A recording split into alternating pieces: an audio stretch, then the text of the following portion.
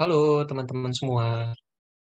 Sebelumnya terima kasih ya untuk yang sudah bergabung di sesi training Jenny Class hari ini. Sebelum kita mulai, eh, aku mau perkenalan terlebih dahulu ya. Perkenalkan aku Alvin dari tim onboarding spesialis Jenny selaku PIC trainer yang akan membawakan fitur training pada kesempatan kali ini. Nah, di sini juga saya tidak sendiri ya, teman-teman. Di mana di sesi hari ini saya akan ditemani oleh rekan saya, Kak Rizka, selaku host di sesi training hari ini.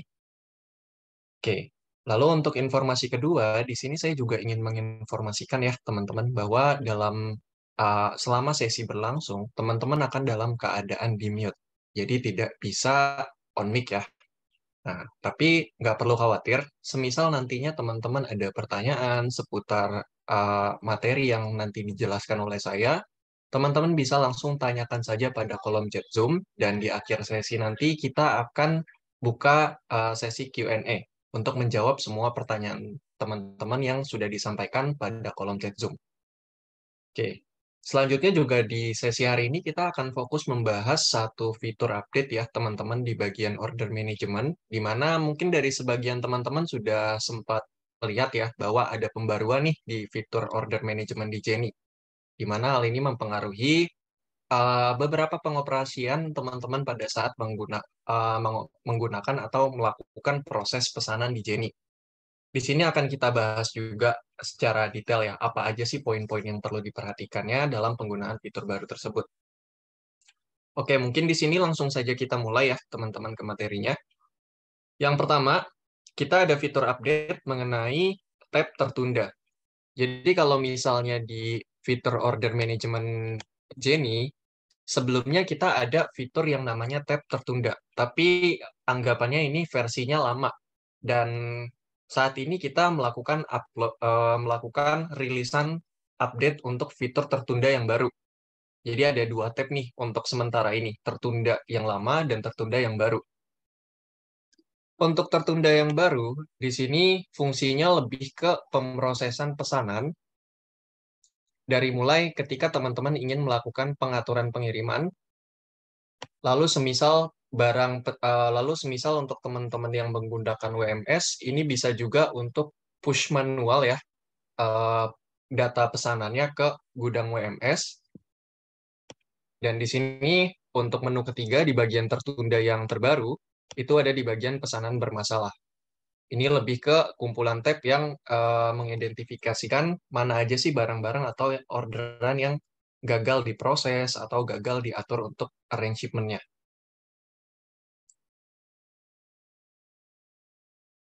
Oke. Sampai sini kita langsung mulai saja ya teman-teman ke atur pengiriman. Jadi untuk atur pengiriman atau untuk proses pesanan menggunakan fitur tertunda ini kurang lebih ada terbagi menjadi beberapa tahap ya teman-teman. Seperti kalau kita mau proses pesanan, yang pertama kan kita harus arrange shipment-nya terlebih dahulu. Seperti misalnya kita tentukan barang ini yang masuk pesanannya apakah dia metodenya mau pick up atau drop off. Sampai sini, teman-teman bisa masuk ke menu yang namanya atur pengiriman. Nah, di sini bisa kita lihat ada tiga tab. Pertama, menunggu pengaturan pengiriman. Kedua, sedang diatur. Dan ketiga, pengaturan gagal. Nah, jadi di update terbaru ini, di tab tertunda yang terbaru, kita ada tambahan yaitu di bagian pengaturan gagal. Di mana kalau kita arrange shipment dan gagal, di versi sebelumnya kan dia nggak bisa diidentifikasi ya. Oh, yang sebelumnya gagal di arrange itu yang mana?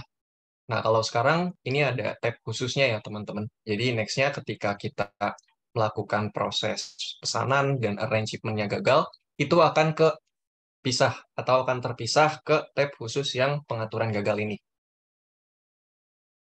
Oke. Lalu gimana sih cara kita proses pesanan menggunakan tab tertunda yang terbaru? Teman-teman bisa masuk ke menu yang namanya menunggu pengaturan pengiriman. Nah, di bawahnya akan terbagi lagi menjadi tiga tab. Pertama, gudang yang akan dialokasikan. Kedua, warehouse sendiri. Ketiga, fulfill by WMS. Pengertiannya seperti apa? Untuk tab pertama, gudang yang dialokasikan, dia lebih membaca ke pesanan yang kondisinya masuk, namun belum kita setting nih. Jadi kalau kita melakukan pembuatan master product kan biasanya harus setting gudang.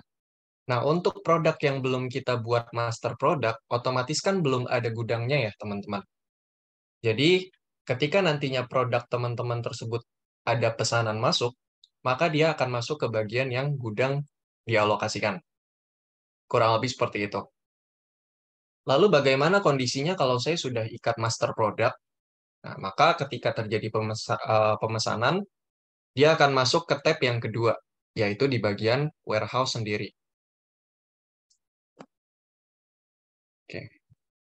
Nah, sampai sini, step yang perlu kita lakukan itu kurang lebih sama ya, teman-teman, untuk atur pengiriman, yaitu cukup kita tandai pesanan yang mau diproses, lalu di sini kita tinggal klik di bagian menu atur pengiriman.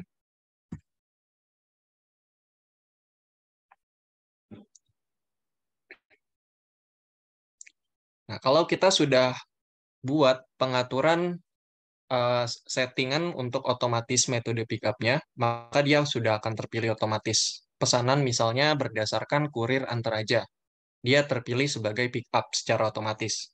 Nah, ini karena saya sudah buat settingannya, maka dia udah langsung otomatis masuk pickup. Yang perlu kita lakukan cukup dicek ulang lagi. Apakah untuk informasi alamat pickup dan waktu pickupnya sudah sesuai atau belum. Kalau misalnya sudah selesai, untuk pesanannya tinggal kita tandai ulang, lalu tinggal kita klik atur pengiriman. Nah, biasanya kan di versi lama, ketika kita proses pesanan, dia sudah ketika kita selesai atur untuk arrange shipment-nya atau pengaturan metode kirimnya, dia sudah selesai ya teman-teman keterangannya dan sudah bisa langsung dicetak. Tapi di versi terbaru, kita ada satu tambahan tab lagi, di mana di sini kita bisa melihat nih detailnya untuk barang yang untuk orderan yang kondisinya perlu disetting ulang untuk arrange shipment-nya atau yang kondisinya sudah disetting untuk arrange shipment-nya, pengaturan pengirimannya. Jadi di tab ini dia lebih menampilkan ke data-data yang sebelumnya ini orderannya mau kita proses. Sebagai contoh seperti ini. Misalnya teman-teman melakukan proses 10 pesanan. Ternyata dari 10 pesanan yang teman-teman atur pengirimannya, ada 3 yang gagal. Maka nanti untuk jumlahnya yang muncul di tab ini adalah berhasil dikirim 7, atau maksudnya yang sudah selesai di setting arrangement-nya ada 7, dan yang gagal di arrangement ada 3. Jadi di sini kalau kita lihat sedang dikirim, berhasil dikirim, dan pengiriman gagal, ini bukan ke pengertian barangnya sudah dikirim ya, melainkan ke pengaturannya. Arrangement-nya ini apakah berhasil atau gagal. Nah, itu poin yang perlu teman-teman perhatikan. Kalau misalnya sudah kita setting dan kondisinya sudah berhasil, maka dia akan muncul di tab yang namanya berhasil dikirim. Sampai sini, kita cukup tandai ulang untuk pesanan yang ingin kita lakukan pencetakan labelnya. Nah, dari sini, untuk pesanan ERP, bisa langsung kita lakukan pencetakan label pengiriman pada tab ini.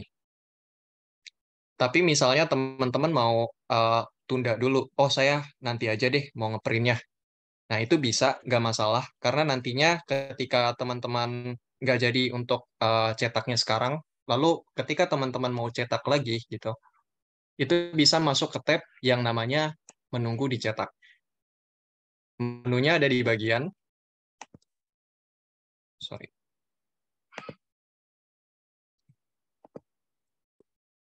menunya ada di bagian menunggu cetak. Jadi pesanan yang barusan tadi kita atur pengiriman, dia akan langsung masuk ke bagian menunggu cetak, dan sampai sini kita cukup tandai pesanannya untuk kita lakukan pencetakan label pengirimannya.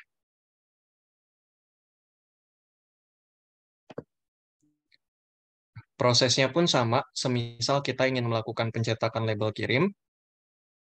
Nah, ini ada beberapa pilihan ya, teman-teman, seperti misalnya cetak masa label, cetak label pengiriman, cetak label pengiriman semua, dan cetak label pengiriman yang dipilih.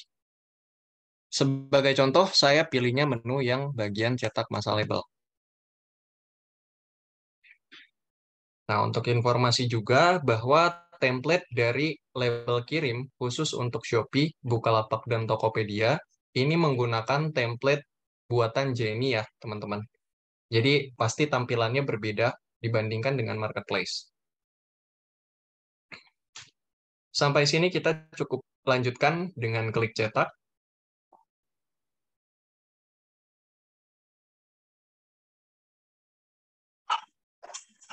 Nah, maka nanti di sini muncul untuk label pengiriman dari barang yang mau kita cetak tadi.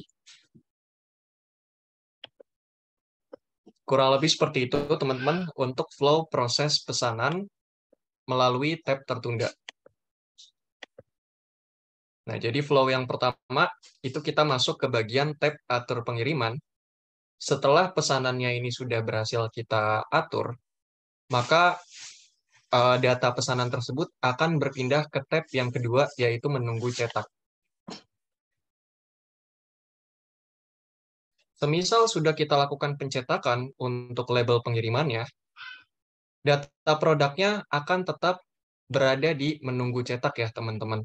Jadi, anggapannya ini akan campur antara yang sudah dicetak ataupun yang belum dicetaknya. Oke.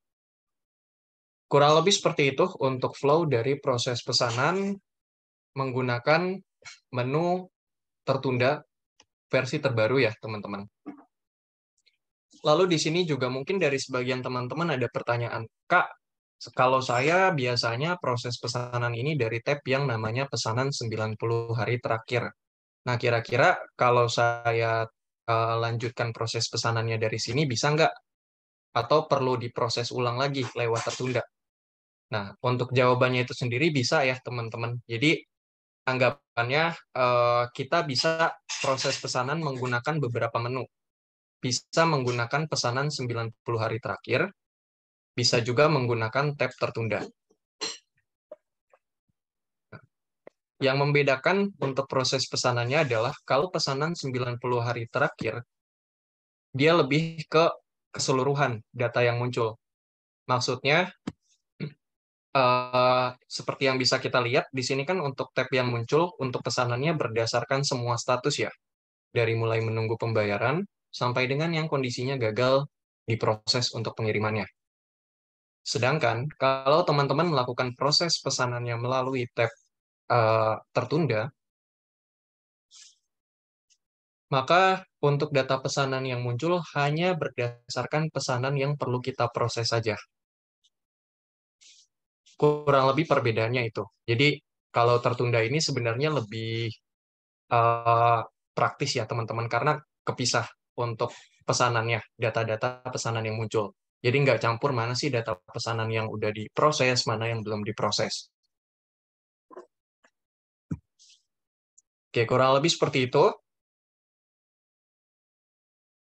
Nah, sampai sini kalau misalnya teman-teman masih ada yang bingung nih untuk flow penjelasan dari proses pesanan menggunakan tab tertunda di versi yang terbaru ini, bisa langsung ditanyakan pada kolom chat Zoom ya, agar nantinya di akhir sesi kita bisa bahas bersama nih untuk pertanyaan dari teman-teman semua. Oke.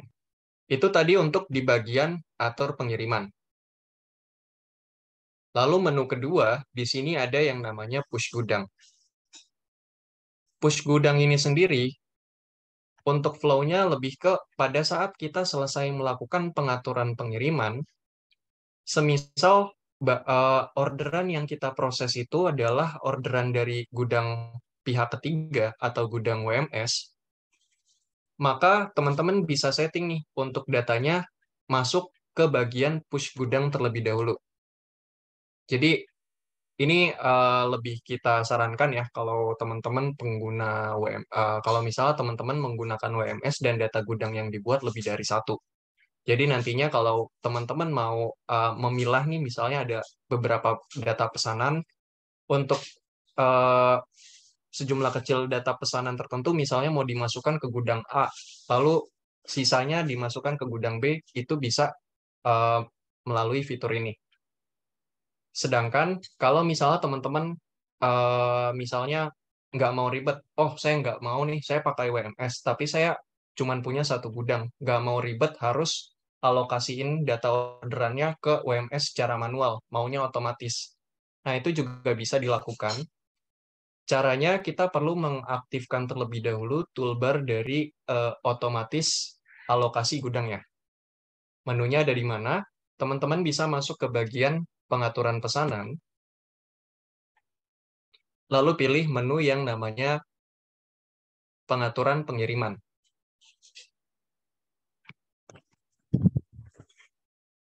Sorry. Nah, di sini seperti yang kita lihat, ada menu yang urutan ketiga.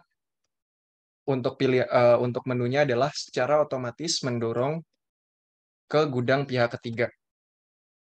Nah, kalau misalnya menu ini teman-teman nyalakan, maka ketika ada data pesanan dengan kondisinya ini pesanan WMS, maka dia sudah otomatis langsung nge-push data orderannya ke sistem WMS tanpa perlu kita lakukan pengepushan secara manual ya. Nah, jadi untuk teman-teman semisal mau otomatis bisa dinyalakan saja untuk fitur ini ya. Oke, kurang lebih seperti itu. Kita kembali ke bagian push gudang. Nah, ini kebetulan saya tidak ada datanya ya, teman-teman, tapi saya kasih gambaran aja. Jadi, ketika teman-teman memutuskan untuk melakukan penghapusan orderan secara manual, maka setelah kita melakukan atur pengiriman, teman-teman bisa masuk ke bagian push gudang. Nah, di push gudang ini sebenarnya kita cukup tandai ulang untuk pesanannya, lalu tinggal kita pilih si pesanan tersebut mau kita pindahkan ke gudang yang mana. Nah, ini seperti yang saya bilang, ini hanya dikhususkan untuk pengguna WMS saja. Jadi kalau teman-teman tidak pakai WMS, hanya menggunakan ERP, maka ini bisa diabaikan ya untuk penggunaannya. Oke, yang ketiga kita lanjut ke bagian pesanan bermasalah. Nah, pesanan bermasalah ini seperti yang sempat kita mention di awal. Jadi kalau kita melakukan proses pesanan dan ternyata ada kendala gagal, nah ini bisa kita masuk ke bagian yang pesanan bermasalah. Di sini, seperti yang teman-teman lihat, terbagi menjadi beberapa tab ya. Ada yang kondisinya pesanannya bermasalah karena belum dialokasikan ke gudang, ada juga yang MSKU-nya tidak cocok, ada juga yang stoknya habis atau oversold, ada juga yang MSKU tidak terikat dengan gudang, sampai dengan yang kondisinya gagal membuat daftar outbound. Kalau kondisinya seperti ini, kita bisa sesuaikan aja.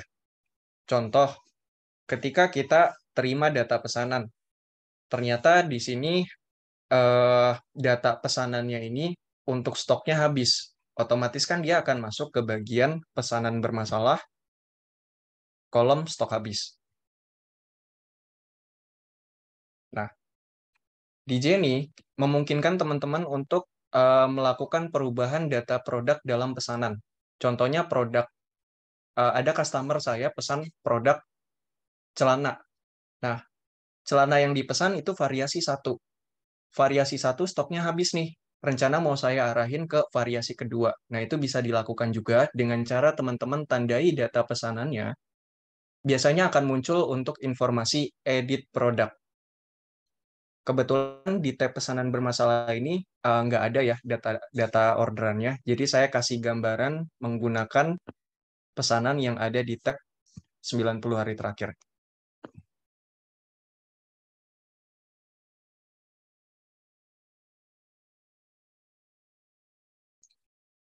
Nah, seperti yang saya bilang tadi, untuk penggantian produk, teman-teman cukup tandai produk yang mau diganti informasinya. Di kolom paling bawah sebelah kanan ada tombol untuk edit info produk. Kita bisa melakukan penggantian gudang, penggantian produk, sampai dengan penambahan free gift. Nah, tapi buat saat ini saya fokus menjelaskan untuk penggantian produknya aja ya, teman-teman. Jadi dari sini yang perlu kita lakukan, misal kita ingin melakukan penggantian produk. Kita cukup pilih untuk gudangnya, misal saya mau ganti barang ini ke gudang default.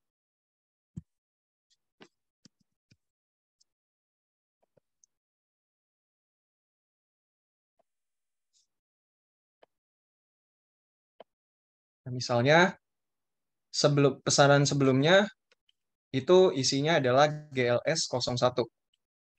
Nah, sedangkan ini mau saya ganti menjadi SKU yang lain.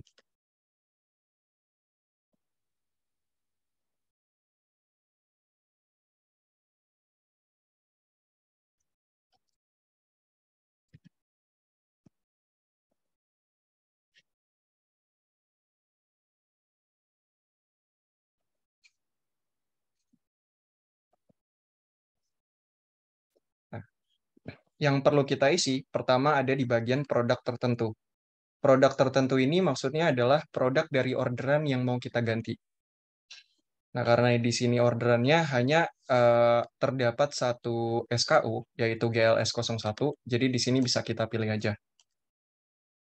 Lalu di bagian ganti dengan, ini kita isi dengan SKU tujuannya, atau SKU yang baru yang mau kita ganti. Dan selanjutnya adalah gudangnya. Kalau sudah, ini tinggal kita klik di bagian ganti produk. Next, kita tinggal klik di bagian OK ya, tombol OK.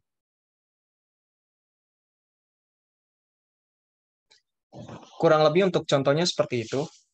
Kalau misalnya eh, teman-teman perlu memastikan juga barang yang mau diganti ini stoknya, maksudnya kalau kondisi saya kan barang yang mau diganti tujuannya adalah SKU yang buku kampus.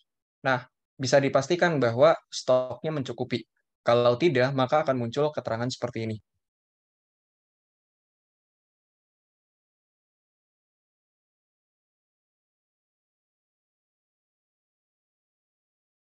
Yang kita ganti tadi, yaitu si buku kampus tadi. Kalau sudah, ini tinggal kita klik di bagian OK.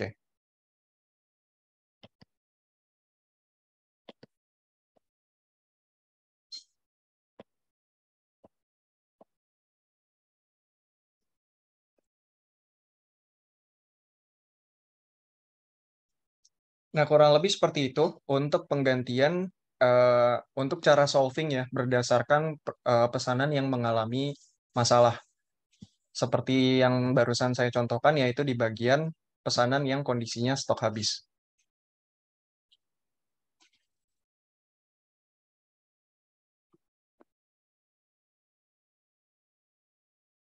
Oke, di sini seperti yang sudah sempat saya bahas sebelumnya, untuk kondisi dari pesanan bermasalah bermacam-macam. Jadi bisa teman-teman pastikan aja untuk solvingnya sesuai dengan kondisi. Salah satunya tadi stok habis. Lalu yang kedua, ada kondisinya MSKU tidak terikat dengan gudang. Nah, ini biasanya terjadi kalau misalnya teman-teman melakukan pembuatan master product, tapi data master produknya ini belum di-inbound ke gudang tujuan. Nah, dia akan muncul di tab MSKU tidak terikat dengan gudang. Nah, itu beberapa case-nya ya, teman-teman, yang sering terjadi pada saat kita melakukan pemrosesan pesanan melalui Jenny. Dan itu juga penjelasan terkait pesanan bermasalah. Selanjutnya kita akan masuk ke update fitur yang kedua, yaitu di bagian cetak label hot item. Jadi pada fitur update untuk order management yang lalu, kita ada melakukan penambahan satu menu tambahan, yaitu di bagian cetak label hot item. Fungsi dari fitur ini sebenarnya lebih memudahkan teman-teman ketika sebagai contoh, kita ingin melakukan pemrosesan 100 pesanan. Ternyata dari 100 pesanan ini, 60 pesanan SKUA, 40 pesanan campur. Nah, untuk pemrosesan pesanan kan ini akan melibatkan tim gudang yang ambil barang ya, teman-teman. Nah, semisal kita ingin melakukan pemrosesannya untuk satu SKU dulu yang dominan pesanannya, yaitu SKUA dengan kondisi 60 orderan. Itu bisa kita lakukan, jadi anggapannya kita melakukan filter. Kita mau proses fokus yang 60 dulu nih, yang SKU-nya A. Habis itu baru nanti kita bisa proses pesanan yang SKU-nya beda-beda. Nah, di sini kita bisa, sorry, untuk pemrosesan pada cetak label hot item ini maksudnya lebih ke print labelnya aja ya, teman-teman. Jadi kondisinya harus diproses dulu. Setelah selesai kita proses, pada saat mau cetak, ini kita pilah. Mau cetaknya dari 100 pesanan, yang mana dulu nih yang mau kita cetak.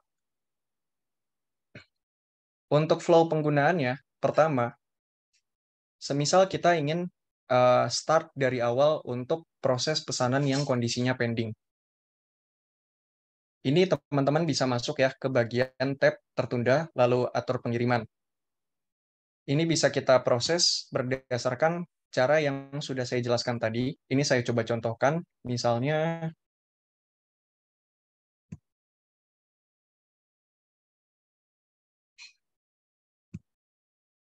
nah sebagai contoh,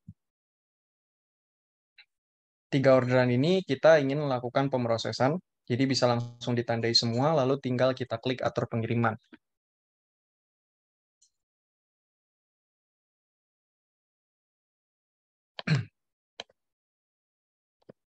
Ini saya setting terlebih dahulu ya, untuk waktu pick-up-nya. Kalau misalnya sudah selesai,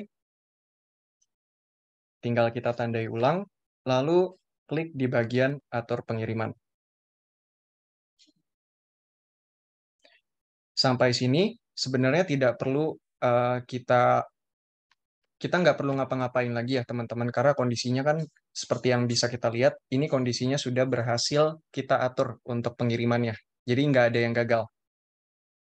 Sampai sini kita bisa move ke tab yang kedua, yaitu ke tab menunggu cetak.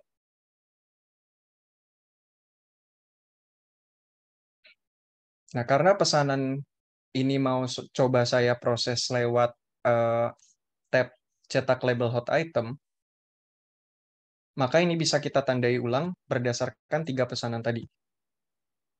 Misalnya 3 pesanan ini kita tandai.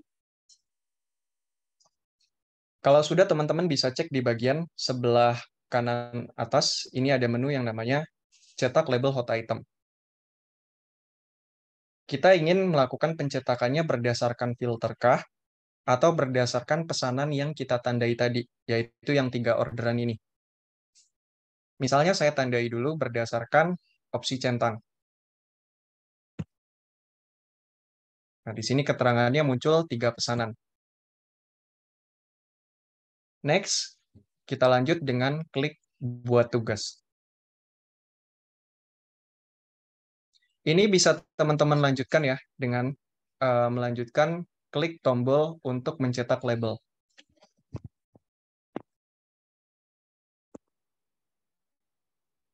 Secara otomatis, teman-teman akan langsung diarahkan atau didirect ya ke menu cetak label hot item. Untuk 3 pesanan tadi yang saya tandai, dia akan terbuat menjadi satu tugas pencetakan, satu tugas ID. Nah, jadi seperti yang bisa dilihat ya, dalam dari 3 pesanan yang barusan kita tandai, ini terbuat menjadi satu ID tugas. Akan lebih efektif kalau misalnya pesanan yang teman-teman tandai tadi SKU-nya sama. Kalau ini kan pesanannya yang saya tandai dari 3 pesanan ini SKU-nya beda-beda ya. Maka dia akan terbuat menjadi 3 row yang berbeda. Tapi akan berbeda tampilan kalau misalnya contoh teman-teman menandai 10 pesanan untuk dicetak labelnya. Setelah dibuatkan list atau setelah dibuatkan daftar tugas untuk pencetakan label hot item, maka dia akan terbuat menjadi satu row. Satu row, lalu muncul di sini kondisi jumlah pesanannya untuk produk tersebut ada 10. Kalau tadi 10 order ya. Lalu jumlah produknya juga disesuaikan dengan masing-masing orderannya itu yang pesan berapa pieces. Kalau misalnya sudah, maka ini tinggal kita lakukan pencetakan per masing-masing row-nya. Karena ini terbagi dalam satu tugas tadi terbagi jadi 3 row, kita hanya bisa melakukan pencetakan satuan ya. Nah, dari sini kita bisa pilih juga ada dua metode pencetakan. Pertama, pencetakan biasa. Yang kedua, cetak cepat. Kalau teman-teman menggunakan cetak cepat, maka pastikan terlebih dahulu sudah uh, mengunduh pluginnya ya, plugin untuk printernya. Perbedaannya apa kalau kita melakukan metode pencetakan biasa dengan cetak cepat? Kalau kita memilih pencetakan biasa, maka kita masih bisa melihat preview. Preview ini kalau teman-teman klik cetak, biasanya kan akan ditampilkan bentuk labelnya seperti apa dan bisa diunduh juga ke PDF. Itu kalau teman-teman pilih menu yang cetak biasa. Sedangkan untuk cetak cepat, kita nggak akan diarahkan ke preview, melainkan langsung print. Jadi kita nggak bisa tahu nanti, atau nggak bisa unduh dulu nih untuk PDF-nya.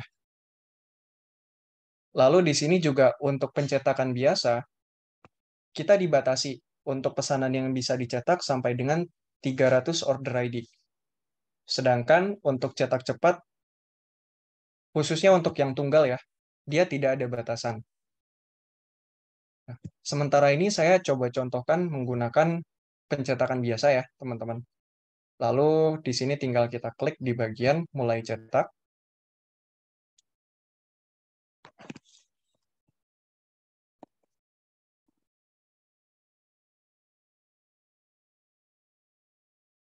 Nah, kurang lebih seperti itu untuk cara kita melakukan pencetakan cetak label hot item.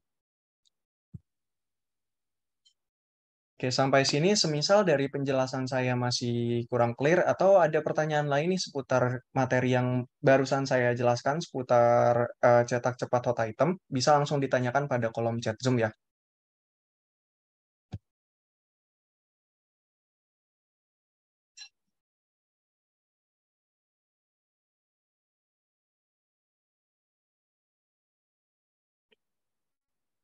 Oke, untuk sekarang kita coba lanjutkan ke penjelasan pengaturan pesanan yang ada di Jenny ya, dari mulai yang metode pengiriman sampai dengan pengaturan komisi. Kita masuk terlebih dahulu ke bagian metode pengiriman. Nah, ini sudah seperti yang sempat saya bahas ya di awal banget, bahwa ketika kita atur pengiriman di Jenny, ini kan kita bisa setting otomatis memilih untuk metodenya, apakah mau pick up atau drop off. Nah, menunya teman-teman bisa atur di bagian yang namanya pengaturan pesanan, lalu tinggal kita klik ke metode pengiriman. Dari sini kita cukup pilih aja, misalnya mau prosesnya ini mau buat rules-nya ini berdasarkan marketplace apa?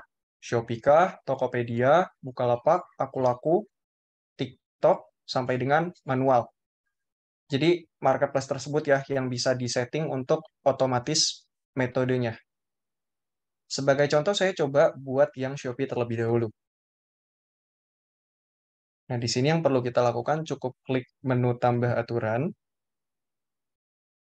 Next, tinggal kita pilih untuk kurirnya. Sebagai contoh, di toko Shopee saya aktif nih untuk jasa kirim antar aja reguler. Maka kita tinggal pilih aja untuk kurirnya antar aja reguler. Lalu untuk logistiknya bisa kita sesuaikan apakah mau pick up, drop off, atau even manual ship. Misalnya saya pilihnya yang pick up terlebih dahulu. Nah, ini tinggal kita setting untuk alamat pickupnya mau di mana. Lalu pastikan juga untuk statusnya dalam keadaan aktif. Selanjutnya, di sini ada menu untuk terapkan ke semua toko. Kalau sudah dibuat seperti ini, maka tinggal kita klik setujui. Nah, jadi poinnya dari pembuatan aturan ini adalah kita harus melakukan pembuatan per jasa kirim yang aktif di marketplace kita. Sebagai contoh, kalau saat dalam satu toko teman-teman aktif 10 kurir, maka kurang lebih kita harus melakukan pembuatan 10 rules seperti ini. Sama halnya ya dengan pembuatan rules di marketplace lain seperti Tokopedia, Bukalapak, Akulaku, TikTok, dan juga untuk pembuatan yang manual. Manual ini maksudnya adalah pesanan di luar dari marketplace ya. Kebetulan di Jenny juga support untuk melakukan pembuatan pesanan secara manual. Nah, dan itu bisa kita setting untuk metode pengirimannya pada menu ini juga.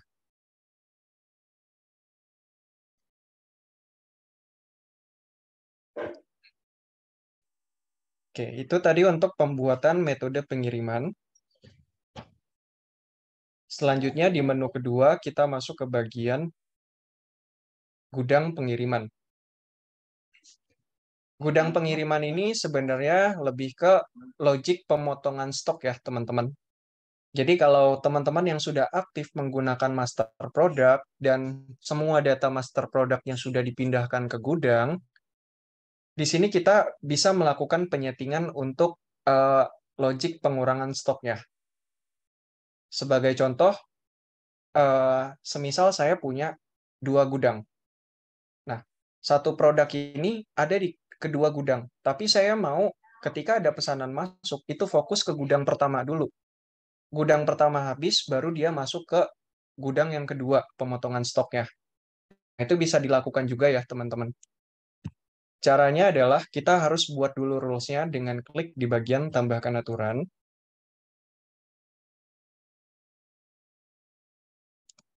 Misalnya, kita buat untuk gudang, nama aturannya adalah gudang pertama. Prioritas ini maksudnya adalah eh, makin kecil angkanya, di sini maksudnya adalah ketika saya pilih satu, maka ini yang makin diprioritaskan. Sedangkan makin besar angkanya, ini yang akan diurutkan nantinya. Setelah misalnya gudang pertama yang diprioritaskan di nomor satu habis, maka kita akan mengurutkan ke prioritas kedua. Gitu. Jadi berurutan. Nah, kita buat dulu misalnya prioritas satu, lalu untuk kondisinya kita pilih berdasarkan toko. Jadi saya mau nih ketika ada pesanan masuk berdasarkan semua toko saya,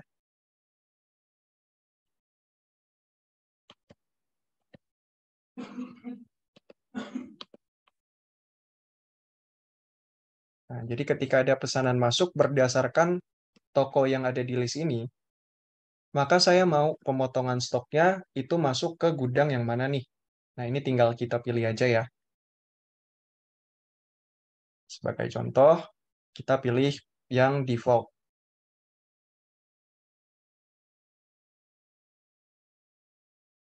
Nah, ini tinggal kita klik simpan. Kurang lebih di sini akan setelah selesai kita buat, nanti muncul di tab aktif ya untuk rules-nya. Berdasarkan tadi untuk prioritas pertama, lalu nama gudang, dan informasi kondisinya. Nah, lalu selanjutnya kalau tadi teman-teman mau buat 2 gudang, 2 aturan, seperti misalnya saya mau stoknya fokus dulu nih di gudang pertama, kalau sudah habis baru ganti gudang. Nah, berarti kita tinggal buat nih untuk gudang yang keduanya. Caranya adalah teman-teman bisa pilih berdasarkan tambahkan aturan.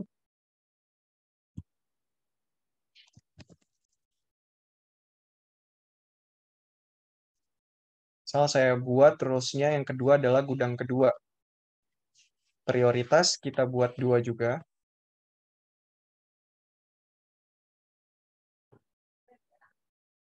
Nah, kondisinya juga saya buat sama ya, misalnya berdasarkan toko juga.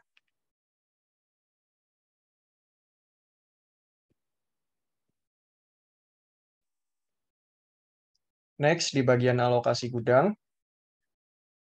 Nah, yang pertama tadi gudangnya default. Lalu yang kedua, misalnya saya buatnya di bagian gudang Jakarta. Kalau sudah, ini tinggal kita klik simpan.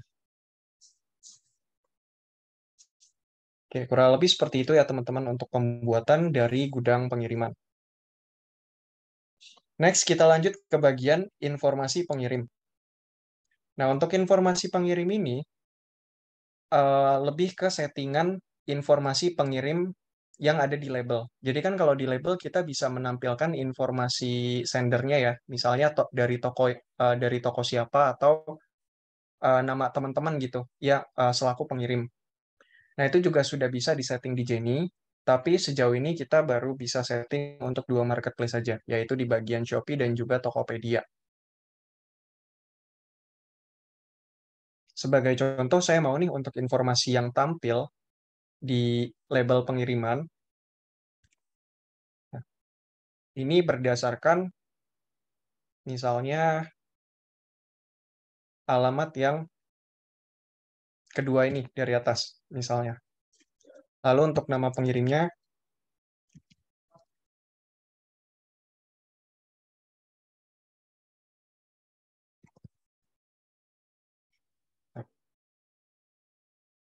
semisal nanti teman-teman konfirmasi atau teman-teman setujui, maka kurang lebih informasi pengirim yang muncul di label pengiriman adalah berdasarkan yang kita setting ini, yaitu sendernya namanya test sender dengan nomor handphonenya sekian.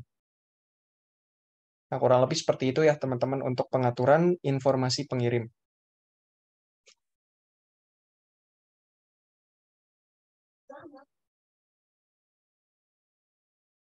Nah, seperti yang saya bilang tadi, ini juga berlaku untuk dua marketplace saja, yaitu Shopee dan Tokped. Dan cara pembuatannya pun sebenarnya sama ya, cara pengaturannya. Untuk Tokopedia, di sini kita cukup input untuk nama pengirimnya siapa dan nomor handphonenya aja. Nggak bisa pilih alamatnya. Oke, next, kita lanjut ke bagian pengaturan pengiriman. Nah, untuk pengaturan pengiriman ini sendiri berisikan menu-menu seperti misalnya kita mau melakukan custom label kirim di Jenny, sampai dengan settingan seperti yang tadi ya, untuk secara otomatis mendorong ke gudang pihak ketiga.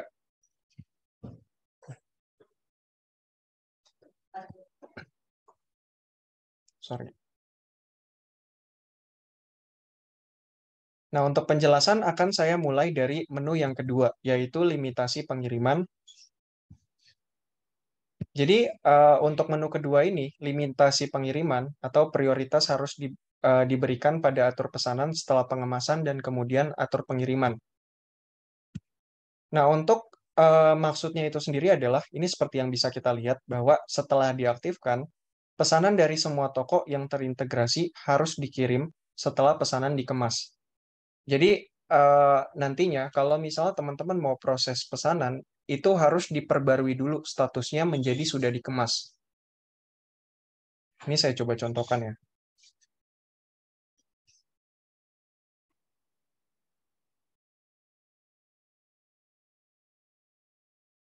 Nah, ini kebetulan untuk pesanan Shopee dia sudah otomatis menjadi dikemas, tapi ada beberapa marketplace ya teman-teman yang mana kita harus melakukan pembaruan statusnya dulu menjadi sudah dikemas. Baru nanti bisa dilanjut proceed ke step selanjutnya. Kurang lebih seperti itu untuk menu kedua. Jadi kalau kita aktifkan, nantinya, sorry. Nah, jadi kalau kita aktifkan, nantinya adalah pesanan harus sudah dikemas dulu, baru kita bisa lanjutkan ke proceed ke proses atau tahap selanjutnya. Lanjut ke menu ketiga, di sini ada secara otomatis mendorong ke pihak ketiga. Ini seperti yang sudah saya jelaskan tadi ya. Kalau kita nyalakan, khusus untuk pesanan yang ambil stoknya dari WMS, maka ini nggak perlu kita alokasikan manual lagi datanya. Jadi udah langsung ke push otomatis ke UMS.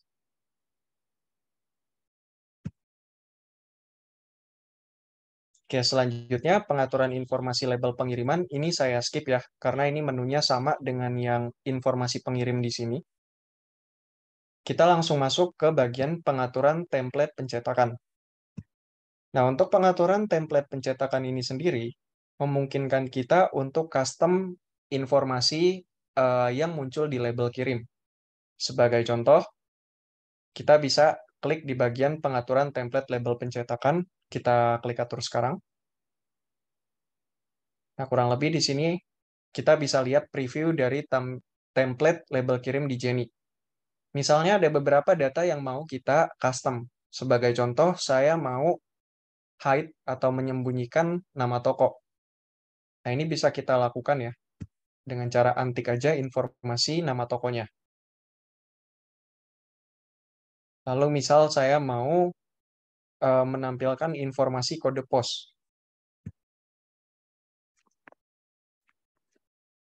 Ya, kurang lebih seperti itu. Selanjutnya juga di bagian informasi barang, ini bisa kita custom juga. Misal saya mau hide nama barangnya. Next, ada di bagian ukuran. Ukuran ini lebih ke ukuran cetak label nantinya. Jadi ketika teman-teman ingin melakukan print label, harus disesuaikan dulu ukurannya dengan printer. Kalau misalnya teman-teman pakai printer thermal, berarti tinggal dipilih untuk ukurannya apakah mau A6 atau yang 80 kali 80. Agar nanti bentuk atau ukurannya itu sesuai dengan kertasnya. Kalau sudah, ini tinggal kita klik setujui. Kurang lebih seperti itu. Dan untuk pengaturan template ini berlaku bukan hanya untuk label kirim aja ya.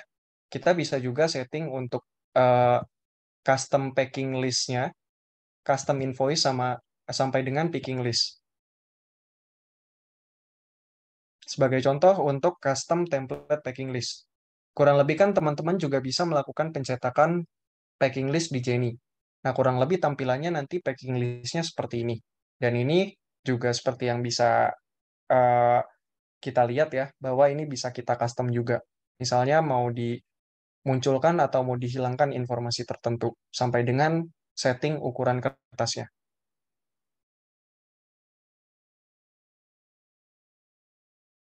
Oke, itu untuk bagian yang pengaturan pengiriman. Next, kita masuk ke bagian pengaturan distribusi. Pengaturan distribusi ini sendiri lebih ke settingan waktu. Kapan stoknya ini akan terpotong di gudang kita. Sebagai contoh seperti ini, teman-teman. Ketika awal kita melakukan pembuatan master product, untuk settingan waktunya itu perlu kita atur juga. Aturnya berdasarkan pesanan yang belum teman-teman proses sama sekali. Jadi misalnya gini, saya melakukan pembuatan master product di jam 12. Sedangkan ada data pesanan yang masuk sebelum jam 12. Misalnya di jam 7. Maka untuk pengaturan distribusi ini bisa kita setting berdasarkan waktu efektifnya di jam 7 tadi. Jadi setelah disetting di jam 7, maka semua pesanan di jam 7 ke atas sampai dengan master product dibuat, itu sudah langsung memotong stok dari master product. Kurang lebih seperti itu ya teman-teman untuk penjelasan garis besarnya.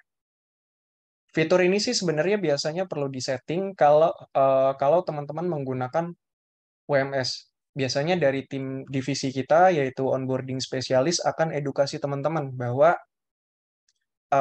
menu ini tuh perlu disetting juga. Jadi nantinya ketika ada pesanan masuk, dia sudah langsung memotong stok berdasarkan yang ada di WMS.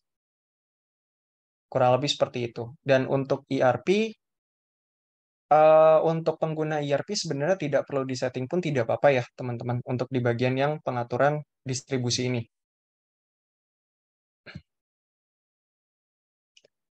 Oke, itu untuk pengaturan distribusi. Lalu selanjutnya di bagian export template. Nah, untuk ekspor template ini sendiri adalah kita melakukan pembuatan template untuk data pesanan yang mau kita unduh. Jadi di Jenny kan kita juga bisa melakukan pengunduhan data pesanan. Nah, semisal teman-teman mau atur, oh saya butuh data tertentu nih yang mau saya lihat di Excel tersebut nantinya. Nah, ini bisa kita buat juga pada menu yang export template ini. Caranya cukup kita klik di bagian tambah template, lalu tinggal kita atur untuk nama template-nya apa. Misalnya resting template, lalu cakupan dari data pesanan yang mau kita lihat, misalnya berdasarkan data pesanan yang lunas aja, atau yang benar-benar belum kita proses sama sekali ya. Selanjutnya, ada informasi dasar. Nah, ini kumpulan data yang mau kita lihat di Excel nantinya. Misalnya, saya mau lihat berdasarkan tanggal pembuatan orderan, ID orderannya, sampai dengan status. Lalu saya butuh informasi seperti nama penerima, nomor handphone penerima, dan alamat penerima.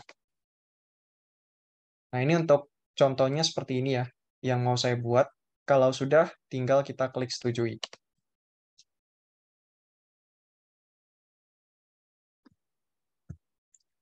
Nah, nantinya untuk template tersebut bisa teman-teman gunakan untuk melakukan pengunduhan data di menu yang 90 pesanan 90 hari terakhir.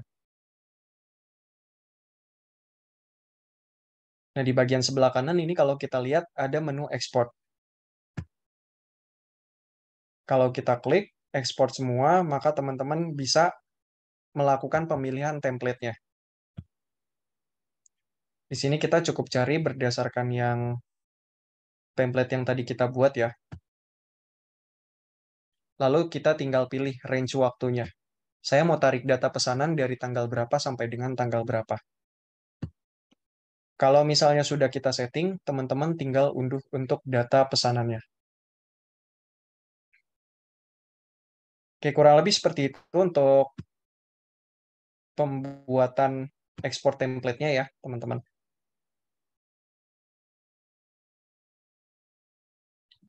Selanjutnya kita masuk ke bagian pengaturan invoice. Pengaturan invoice ini sendiri hanya berlaku untuk marketplace Lazada.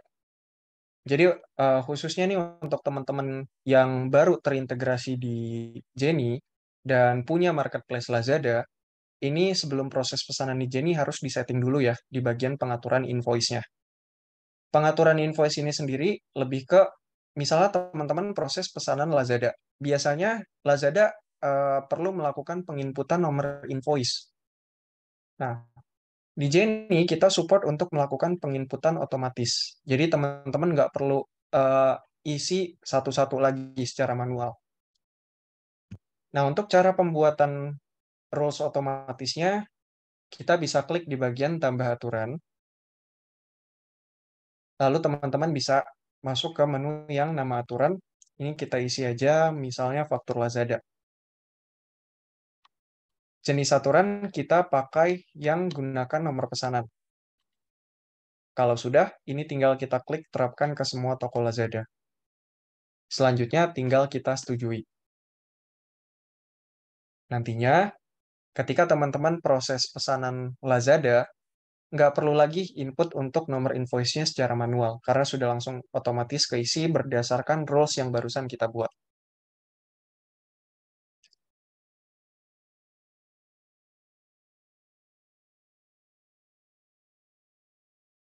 Oke, itu untuk bagian yang pengaturan invoice.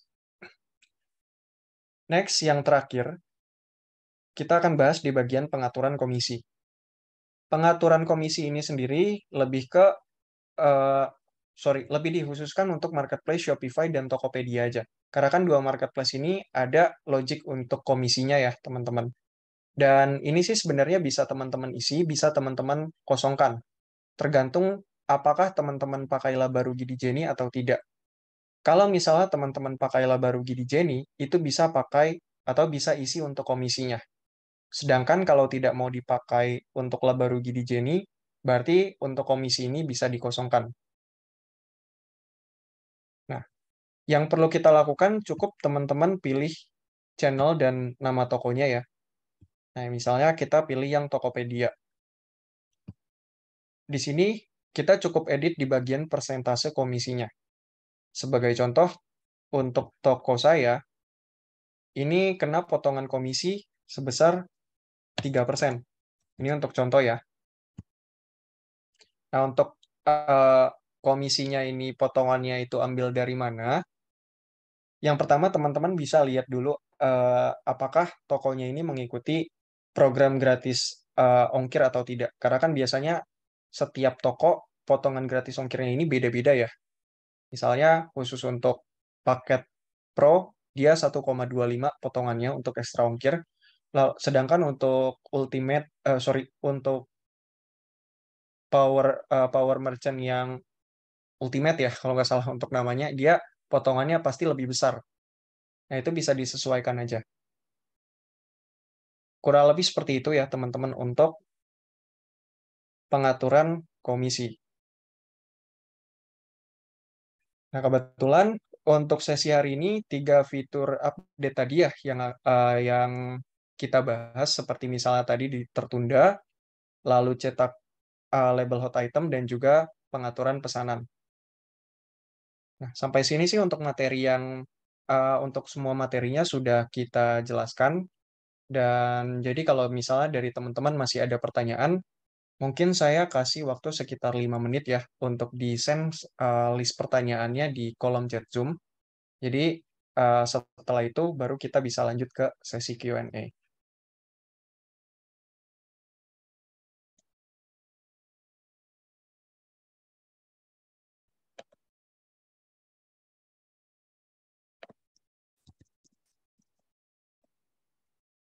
Ya, jadi teman-teman, eh, ini kita kasih waktu 5 menit.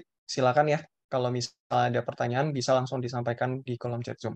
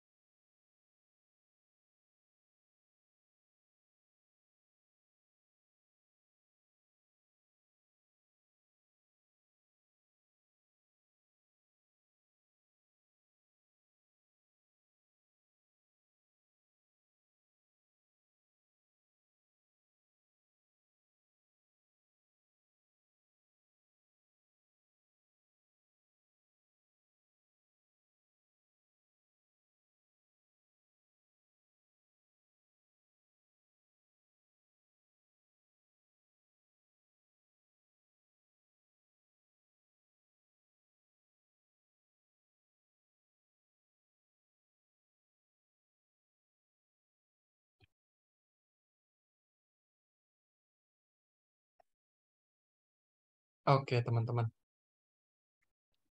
Nah, kebetulan ini sudah lebih dari 5 menit ya, dan saya lihat banyak sekali pertanyaan dari teman-teman seputar order management ini.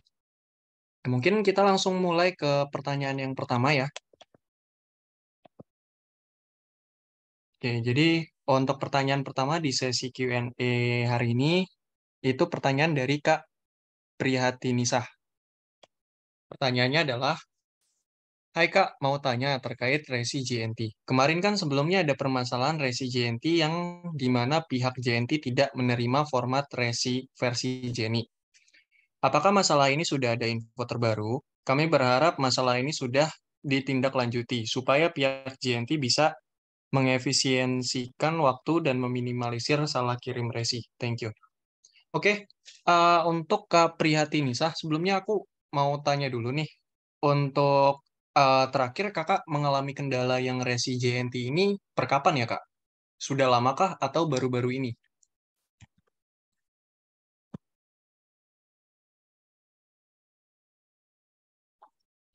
1 bulan lalu ya? Oke. Soalnya seperti ini Kak, memang di dulu kita sempat ada masalah soal yang resi JNT ini, tapi dari tim kita pun sudah sempat ada penanganan ya. Jadi seharusnya sih untuk pesanan dari JNT sudah bisa dilakukan pemrosesan di Jenny. Dan sebenarnya kalau informasi dari JNT itu terakhir ya, informasi dari JNT untuk resinya ini sendiri nggak ada masalah sebenarnya. Hanya saja formatnya berbeda. Nah, sebenarnya yang dipermasalahkan di JNT itu dan udah kita solving juga sih Kak waktu itu. Jadi sekarang harusnya udah nggak ada masalah itu lagi. Mungkin Kakak boleh coba dulu sih untuk proses pesanan atau cetak labelnya pakai format Jenny di format Jenny untuk jasa kirim yang JNT. Kalau misalnya memang masih kendala, eh, Kakak bisa hubungi tim CS kita sih. Kalau Kakak ada join di grup VIP, itu bisa disampaikan di grup VIP-nya. Karena untuk kendala ini memang sebelumnya ada, tapi sudah sempat kita tangani dan sejauh ini dari saya pribadi belum ada terima kasus untuk yang JNT ini lagi, Kak.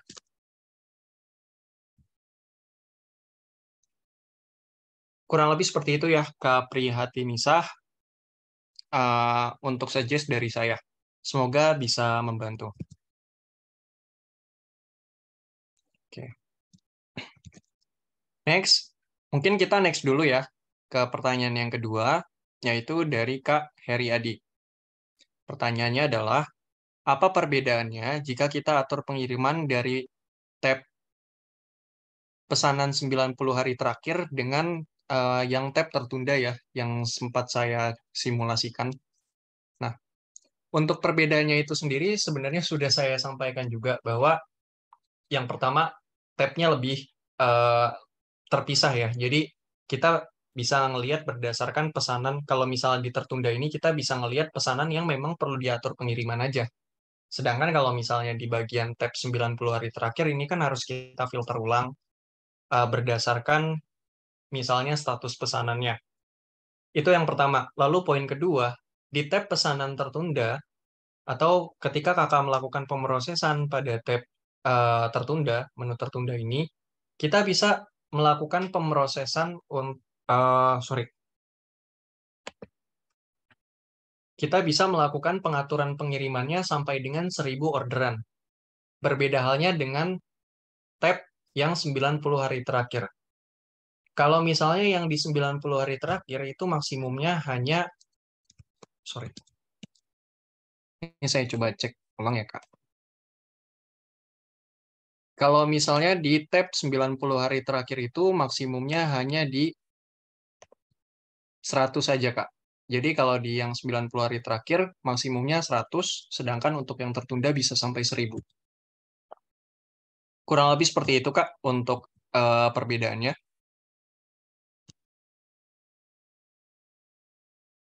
Oke, semoga bisa menjawab ya pertanyaan Kak Heriadi. Kita lanjut ke pertanyaan ketiga dari Kak Selviarni. Kak, itu kan pesanan 90 hari terakhir. Tapi di data saya pesanan baru 60 hari pesanan baru 60 hari sudah tidak bisa dilihat. Itu gimana ya? Karena kita kan butuh lihat data konsumen yang sudah lama order sebagai referensi, terutama untuk manual shop. Saya mau make sure dulu, kebutuhan utamanya intinya lebih ke lihat data customer kan ya, dari Kak Selviar nih. Kalau misalnya memang kebutuhan utamanya lebih mau ngelihat ke data pelanggan, itu sebenarnya bisa masuknya ke fitur pelanggan, Kak. Karena kan kalau di fitur pelanggan ini kita tarik data pelanggan dari awal Kakak buka toko. Seperti itu. Sedangkan kalau misalnya concern utama Kakak adalah eh, saya mau ngelihat saya emang benar-benar mau ngelihat nih data pesanan yang 60 hari terakhir ini karena saya butuh untuk data pesanannya. Nah, mungkin itu Kakak bisa coba tanyakan juga ya ke CS. Jadi bisa ditanyakan juga ke CS kita untuk data-data ini kenapa bisa nggak muncul. Gitu. Karena kalau berdasarkan fitur kita itu harusnya tampil Kak untuk yang 90 hari terakhir. So far seperti itu. Untuk alternatifnya sementara seperti yang saya bilang tadi, kalau kebutuhannya lihat data pelanggan, sementara ini bisa lihat di daftar pelanggan aja. Tapi tetap untuk kondisi case ini, kakak bisa langsung tanyakan juga ke CS kita ya, agar nanti dibantu cek juga ini kendala kira-kira kenapa. Datanya bisa nggak muncul, padahal pesanannya eh, nggak nyampe 90 hari ya untuk data-datanya.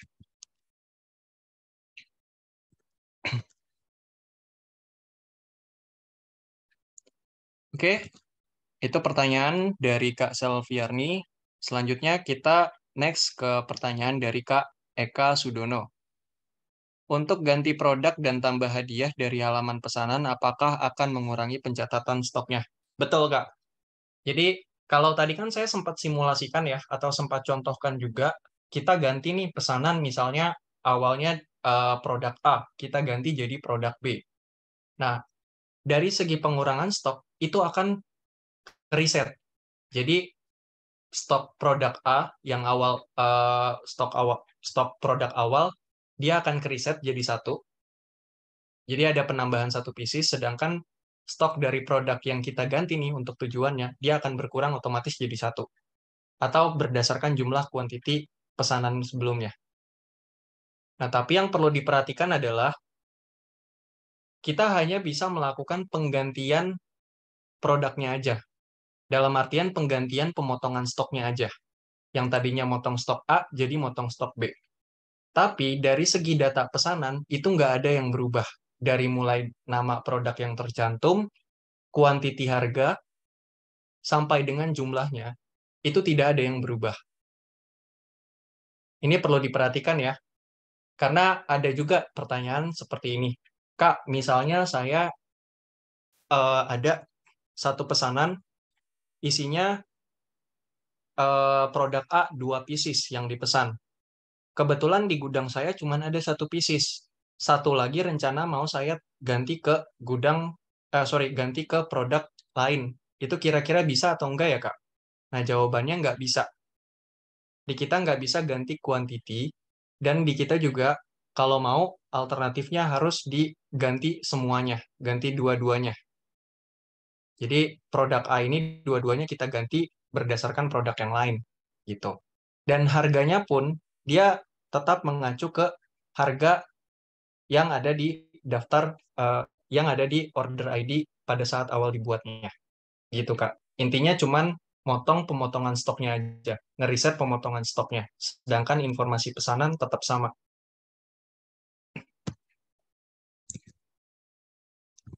Oke, semoga menjawab ya Kak Eka Sudono. Kita lanjut ke pertanyaan dari Kak Elvan Saputra. Kalau keep produk untuk diorder seminggu yang akan datang, gimana Kak selain cadangkan? So far sih kita untuk pencadangan, so far kita kalau untuk keep produk, alternatif utamanya sih hanya dicadangkan aja sih Kak. Tapi mungkin aku make sure dulu nih dari segi tujuannya, maksudnya yang Kakak butuhkan ini kenapa mau di keep dulu gitu. Karena kan biasanya dari segi merchant ada rilis produk itu biar bisa kejual. Tapi kenapa ini mau di keep dulu ya Kak, kalau boleh tahu?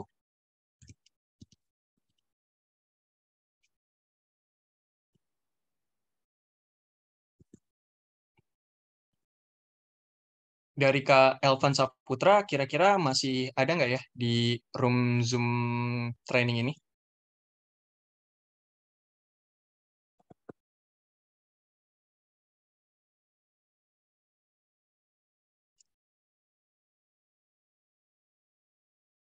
Host mungkin boleh dibantu ya untuk Kak Elvan. Dari Kak Elvan kira-kira berkenan untuk on mic tidak ya? Kalau misalnya berkenan, ini mungkin saya minta bantuan host untuk open access mikrofon Kakak. Jadi kita bisa langsung ngobrol. Soalnya saya belum ada gambaran sih Kak dari konteks pertanyaannya.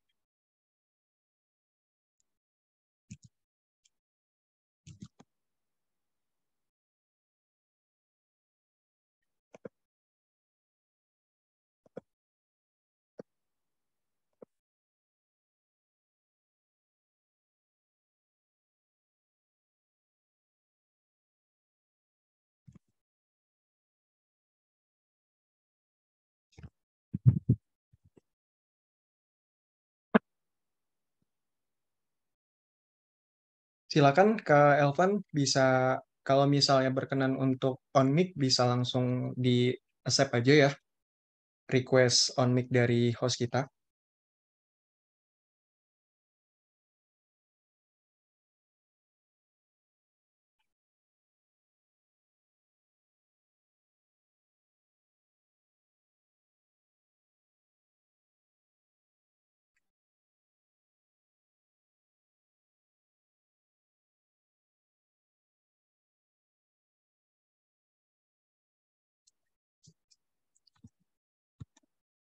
Oke, karena ini belum clear ya Kak Elvan. Sementara mungkin aku coba take note dulu ya. Maksudnya dari Kak Elvan mungkin bisa dijelaskan ulang untuk konteks pertanyaannya karena ini saya masih belum paham ya.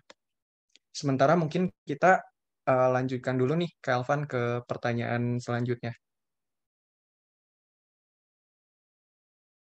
Oke, pertanyaan selanjutnya ini dari Kak Haris Hidayatullah.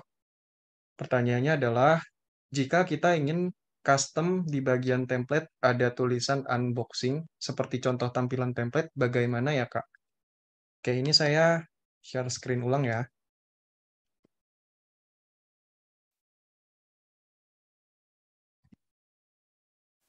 Nah, untuk menu eh, teks atau caption video unboxing, kita bisa masuk ke bagian yang pengaturan pesanan tadi, lalu kita pilih di bagian pengaturan pengiriman.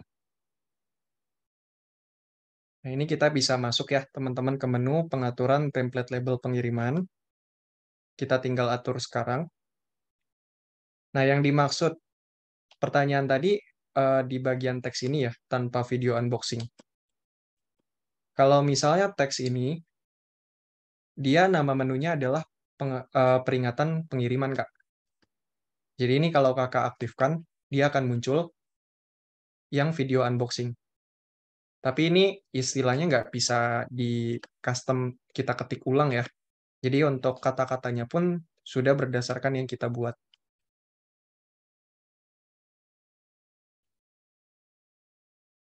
Nah, kurang lebih seperti itu. Jadi nama menunya di bagian peringatan pengiriman.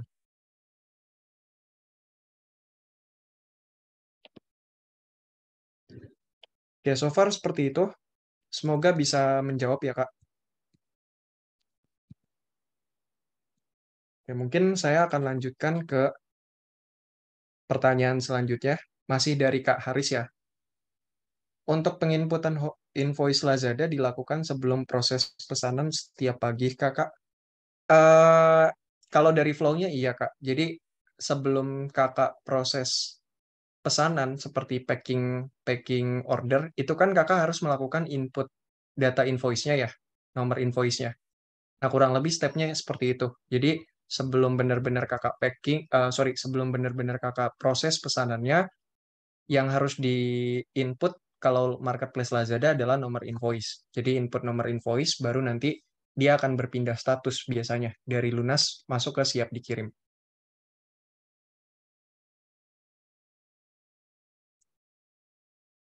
Oke, so far seperti itu, Kak Haris. Semoga bisa menjawab ya. Oke, kita lanjut ke pertanyaan dari Kak Yovita Arlin. Pertanyaannya adalah persentase komisi masing-masing produk di marketplace kan bisa berbeda per kategori. Apakah Jenny tidak bisa otomatis narik data dari marketplace? Kalau misalnya, ini berarti berkaitan dengan komisi tadi ya. Kalau misalnya komisi ini sebenarnya kita hanya memberlakukan atau misalnya kita hanya bisa disetting untuk marketplace Tokopedia dan platform Shopify. Sedangkan di luar dari kedua platform ini, seperti misalnya Shopee, Bukalapak, dan lain sebagainya, itu nggak perlu disetting untuk komisinya, Kak. Karena kondisinya kita sudah bisa tarik datanya otomatis. Nah, kenapa untuk Tokopedia dan Shopify ini kita nggak bisa, sorry, maksudnya kita harus setting manual, karena kondisinya kita nggak bisa tarik datanya otomatis, Kak. Jadi harus disetting secara manual. Intinya sih seperti itu ya, Kak Yovita. Nah, ini menjawab juga pertanyaan Kak Yovita yang kedua ya. Untuk menu komisi hanya ada di Tokped di menu saya. Tadi harusnya ada Shopee juga kan ya. Kalau Shopee nggak perlu. Yang perlu itu Shopify. Jadi Shopify dan Tokopedia aja yang perlu disetting. Kalau Shopee nggak usah ada settingan apapun, nggak masalah sih Kak. Nggak, maksudnya itu udah ditarik otomatis ya untuk data-datanya.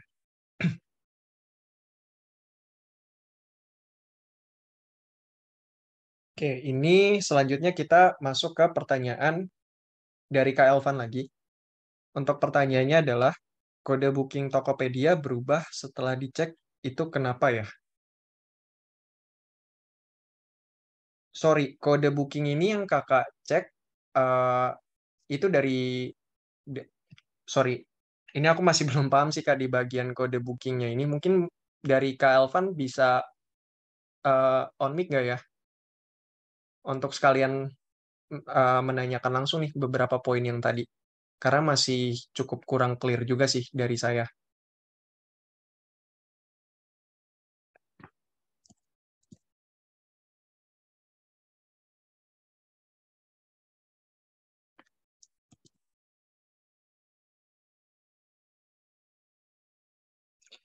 Karena seharusnya sih Kak, ini mungkin untuk info aja ya. Kalau kode booking seharusnya setelah muncul datanya atau ke-generate dari marketplace, karena kan kita ambil data source-nya sumber dari Tokopedia-nya ya Kak. Jadi kita data pasti mengikuti berdasarkan yang dari Tokopedia. Kalau datanya sudah muncul ya kita tarik data tersebut atau kita generate. Kalau misalnya memang yang Kakak alami adalah berubah nih untuk kode booking fee-nya. Itu harusnya sih ada kaitannya dengan data yang ada di Tokopedia sih, Kak. Karena seperti yang saya mention di awal, ini kita source-nya dari marketplace-nya langsung. Lalu, kalau misalnya perlu, ini Kakak mungkin boleh coba hubungi CS kita sih, Kak, untuk ditanyakan juga soal case ini. Yang mana case Kakak kan lebih ke kode booking-nya ya, yang informasinya berubah setelah dilakukan pencetakan. Nah, mungkin boleh dikonfirmasi langsung aja ke tim kita, Kak, untuk dibantu cek juga.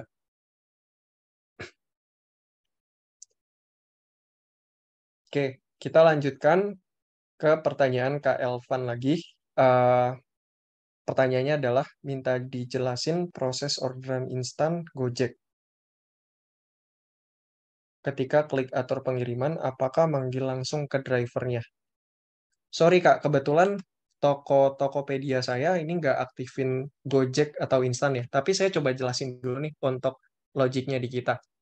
Kalau misalnya kakak proses pesanan untuk yang Tokped, di kita kan nggak support untuk setting jamnya ya Kak. Jadi jamnya ini sebenarnya nggak bisa kita setting untuk pick up-nya mau di jam berapa gitu, khusus buat yang Tokopedia. Nah, jadi kalau misalnya eh, yang tadi kakak tanyakan, apakah ketika kakak melakukan atur pengiriman, Gojek bisa akan langsung datang atau tidak? Nah, itu jawabannya kemungkinan bisa langsung datang, Kak.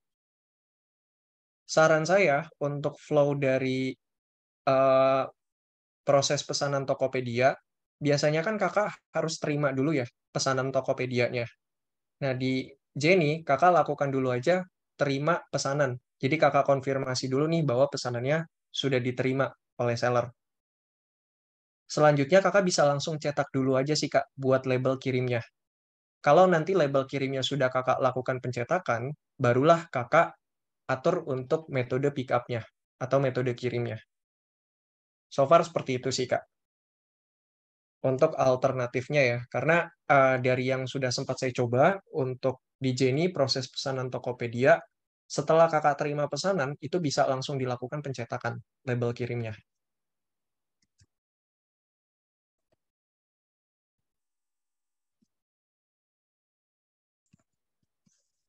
Oke, itu untuk pertanyaan dari Kak Elvan ya. Semoga menjawab Kak. Untuk dua pertanyaan Kak Elvan, semisal mau dibahas lebih lanjut, itu bisa konfirmasi aja dulu ya ke tim kita soal pertanyaan yang tadi di training. Bisa informasikannya seperti itu aja. Sementara ini mungkin saya lanjut dulu ya ke pertanyaan dari Kak Admin Stok. Untuk stok yang terkunci, kenapa sampai lebih dari 7 hari tertahan? Setahu saya padahal dari Shopee atau Tokped diberikan maksimal 1 kali 24 jam untuk segera konfirmasi pembayaran. Dan jika melebihi batas waktu akan batal otomatis. Namun stoknya masih belum kembali di gudang utamanya sehingga saya tidak bisa live item tersebut. Permasalahan utamanya dari ke admin stok di sini maksudnya adalah terkunci lebih dari 7 hari ya Kak.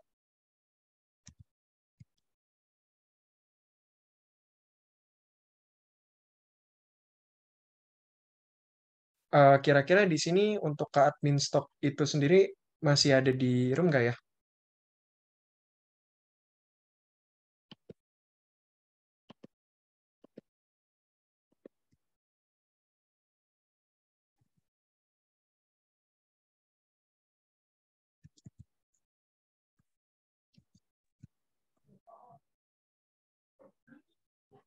Saya masih di room, Kak.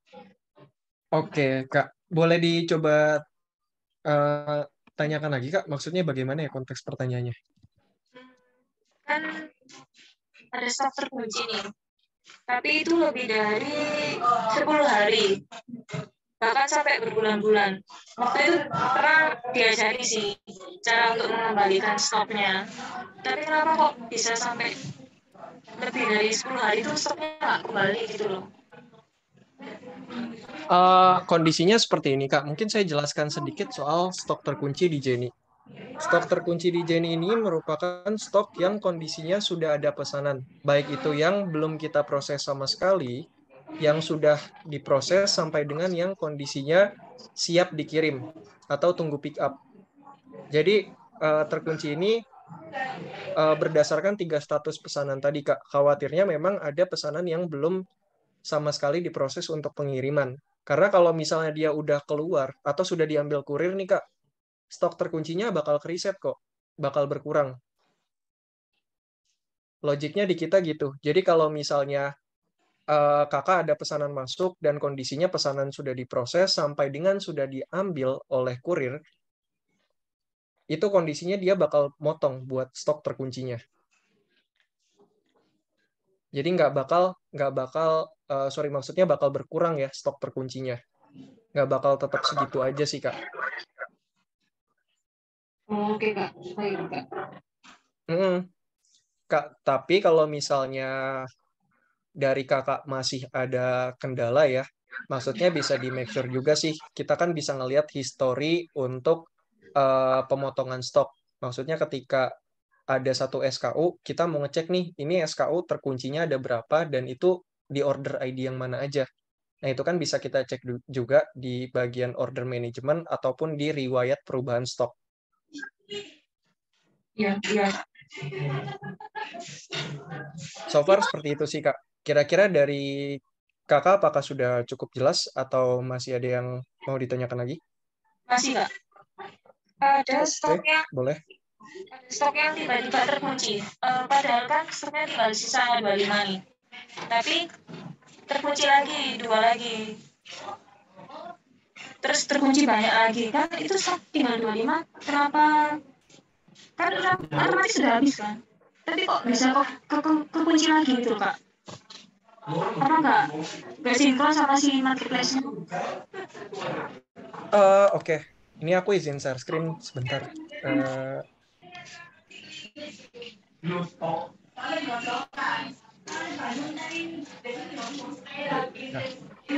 ini mungkin sedikit penjelasan ya, teman-teman, soal yang bagian stok, karena ini kan ada hubungan dengan pesanan. Nah, di bagian daftar stok kan di sini ada menu yang terkunci.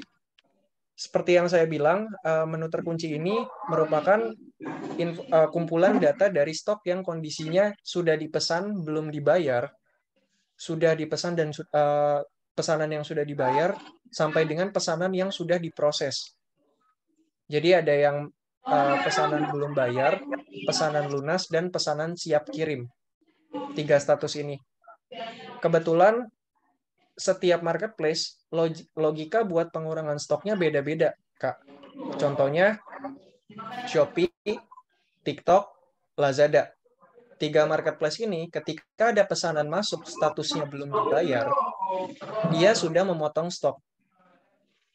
Sedangkan untuk marketplace lain seperti misalnya Tokopedia, stoknya baru akan terpotong ketika pesanannya sudah lunas, Kak, sudah dibayar.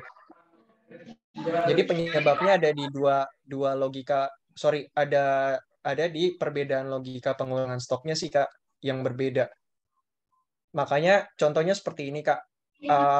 Kalau Tokopedia kan tadi kondisinya harus bayar dulu nih, baru dia kepotong. Yang sering terjadi adalah pesanan di Tokopedia. Ada pesanan masuk di Tokopedia belum bayar. Otomatis dia belum memotong stok. Dan yang muncul di marketplace lain nantinya adalah stok yang masih utuh, yang belum kepotong ini. Makanya kenapa terjadi kenapa nih barang saya udah habis tapi ada pesanan masuk? Bisa jadi penyebabnya karena yang tadi saya jelaskan, Kak.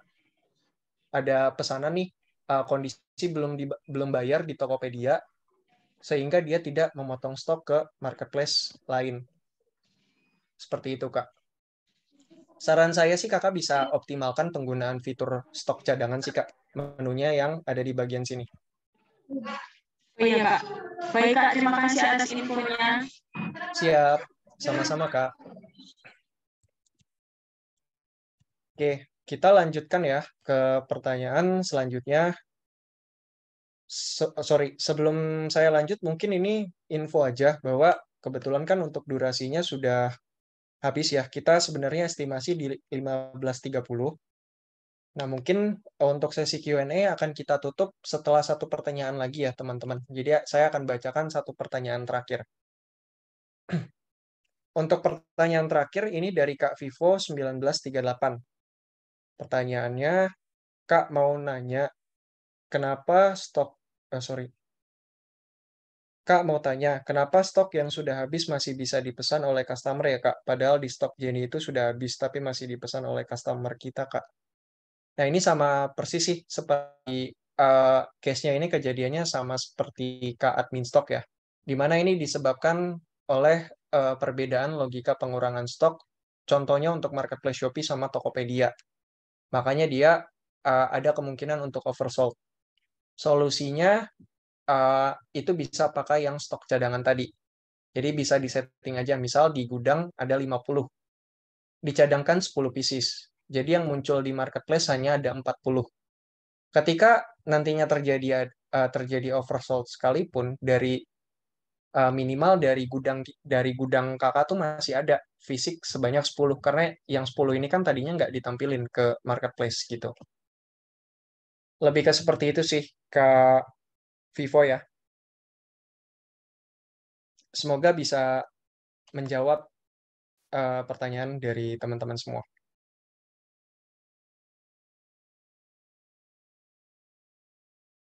Oke. Nah, ini kan kebetulan masih ada beberapa pertanyaan ya yang belum sempat saya jawab. Berhubung untuk durasinya pun sebenarnya sudah habis. Jadi untuk teman-teman yang masih ada pertanyaan lain dan belum sempat saya jawab, bisa langsung ditanyakan juga ya ke tim kita yang lain. Kebetulan kita ada beberapa divisi juga, seperti misalnya sales, tim account manager, sampai dengan tim CS-nya. Nah, teman-teman bisa hubungi tim-tim yang tadi saya sebutkan ya untuk menanyakan seputar pertanyaan di training hari ini. Kalau dari saya itu saja. Eh, Kalau dari host Kak Rizka, kira-kira ada yang mau ditanyakan kah? Atau ada yang mau ditambahkan? Baik, oke. Kalau dari kita itu aja ya teman-teman.